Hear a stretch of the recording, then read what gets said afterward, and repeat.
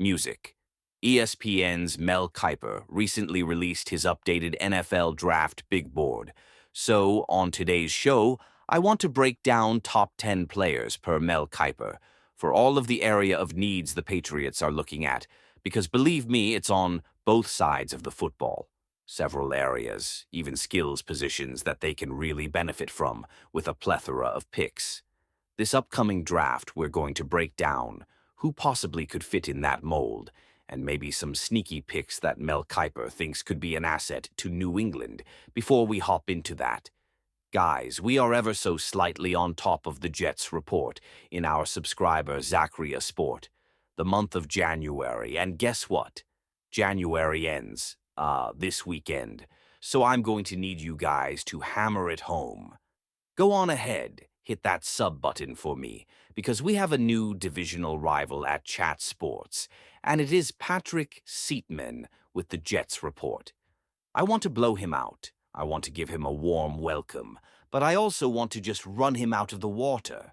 So go on ahead, hit that sub button. For me, if you guys haven't already, these are just Allie's top 5 areas of needs for the New England Patriots.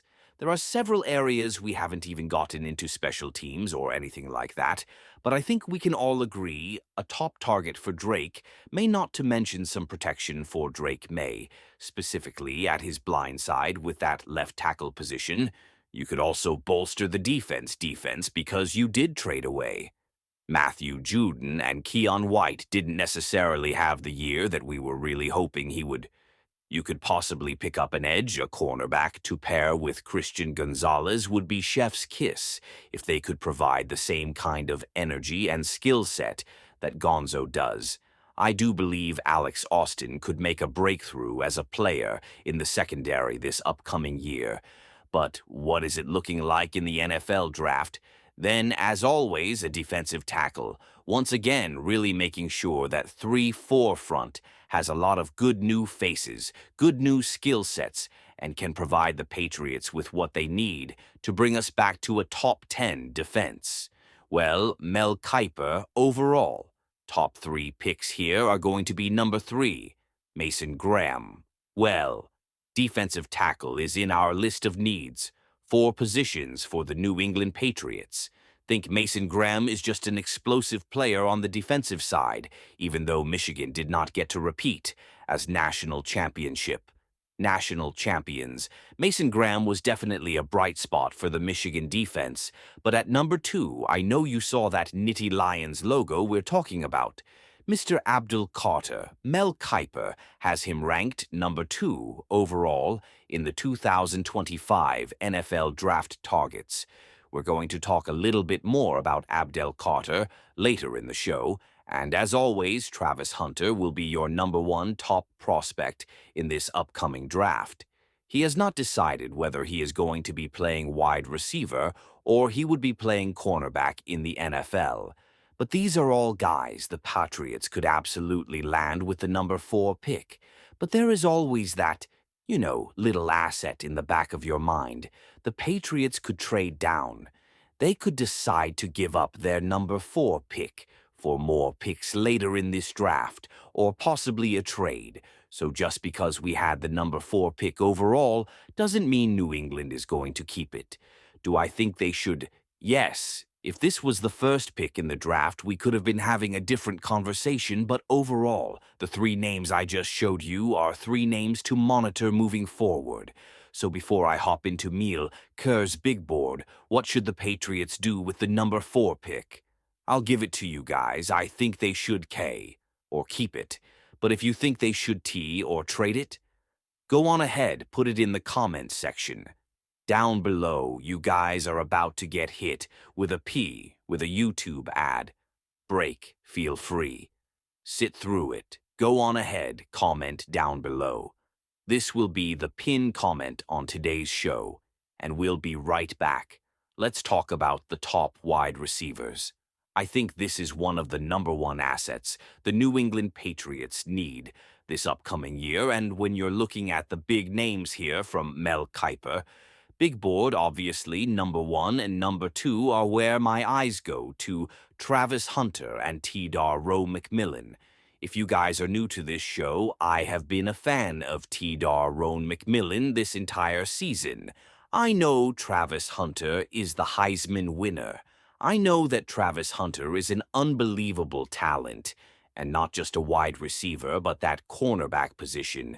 But something about that 6'5" to do McMillan really makes me believe that he could be Drake May's next target. But there are still numerous names to keep an eye out on. Savon Williams with TCU, Isaiah Bond. You're going all the way down at J and Null with Iowa State. So even though the Patriots do have the number 4 pick overall, they could possibly snag other receivers down the line on day 2 and on day 3. But if we're talking about that first pick in the NFL draft, I think Tetairoa and time this season for the Patriots, top edge prospects. Obviously, Mr. Carter is number 1. You cannot sleep, though, on Mr. Williams. They are number 2 with Georgia.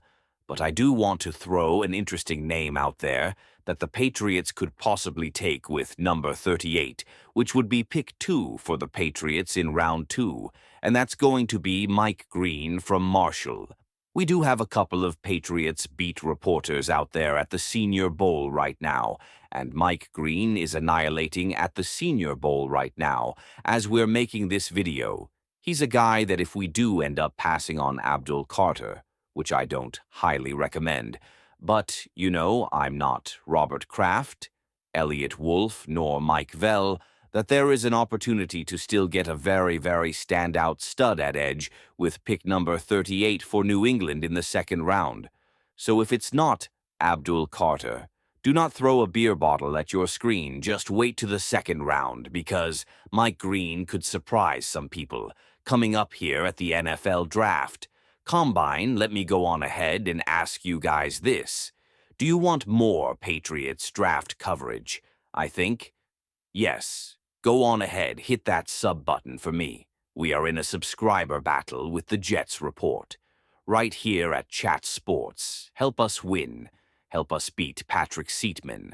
So go on ahead, hit that sub button for me while I break down top tackles for Mel Kiper's big board this upcoming draft. Obviously, the number 1 and 2 names are really going to draw a lot of ice here because a lot of Patriots fans have asked me, Allie, do we want Banks? Do we want Campbell? And the only thing that is kind of a sticky situation with the draft is that I don't think Kelvin and Banks, and excuse me, Banks and Campbell would go number 4. I don't think they're going to go in the top 5. I think they could probably fall to number 8 through 10. So unless the Patriots end up trading down, then maybe we wouldn't be able to obtain them because there's better talent around them. But still, Josh Conley, he is a good player from Oregon, Ohio State. There is still great talent out there. If we do end up missing out on Banks and Campbell, all the way over to NC State and LSU. But I do think that if Kelvin and Campbell do decide to go in the first round, and the Patriots make some organizational front office move and trade down to possibly get more picks, then, yes, we may see a Campbell or a Banks. And I do think those are 2 very good left tackle positions. But I am still on the side of I'd rather have a veteran presence blocking and protecting Drake May's left blind side than to have a rookie. But that's just me, so let me know what you guys think in the comment section down below. Do you want the Patriots to draft a tackle in the first round of the 2025 NFL Draft? Go on ahead, type me in the comment section down below if that is where you guys want the Patriots to go. If not, let me know which position you guys want them to snag first in round 1 as we break down the next cornerback prospects. Like I said, you really want to focus on pairing somebody with Christian Gonzalez. You have an all-pro cornerback in your secondary. You want to accommodate his skill set with another great guy. This is where I think Travis Hunter really comes into play for New England at pick number 4 if he doesn't go in the first 3 picks. If Travis Hoon ends up sticking with the cornerback side in the NFL, this would be a steal. Think of the secondary. you could have with Travis Hunter and Christian Gonzalez for the Patriots' next upcoming season. However, there are still good talent later on in the draft. Number 5 through 10, I do think would be solid options for depth for New England, but maybe not to start along with Christian Gonzalez.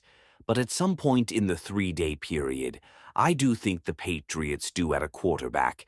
I think they beef up that talent in the depth chart, try to build behind Alex Austin, who could possibly be our AB cornerback too, or they could still possibly fill out free agency, as Mike Vrabel has worked with plenty of quarterbacks, and Trell Williams in his time in Tennessee. Maybe there could be a guy over there they could possibly trade for, but I do think at some point they do add at least one quarterback this draft and a couple more prospects here from Mel Kiper. Big board, just some other notable prospects that will be available in the first round of the Patriots. Do decide to keep that 4th pick, or maybe trade down Jalen Walker from Georgia, Tyler Warren, a tight end from Penn State. I would rather keep Hunter Henry and Austin Hooper as our 2 tight ends. You picked up Jem Bell. You really haven't used him a lot this year. So I'd rather see Bell develop than go and pick up like a guy like Loveland or Warren, a new tight end to fit in with this system. Then you do have Malachi Starks of safety, which the Patriots could use a little bit of youth in their safety room. And then Shamar Stewart, a defensive end for Texas A&M. These are all great guys. The Patriots do end up deciding to trade down a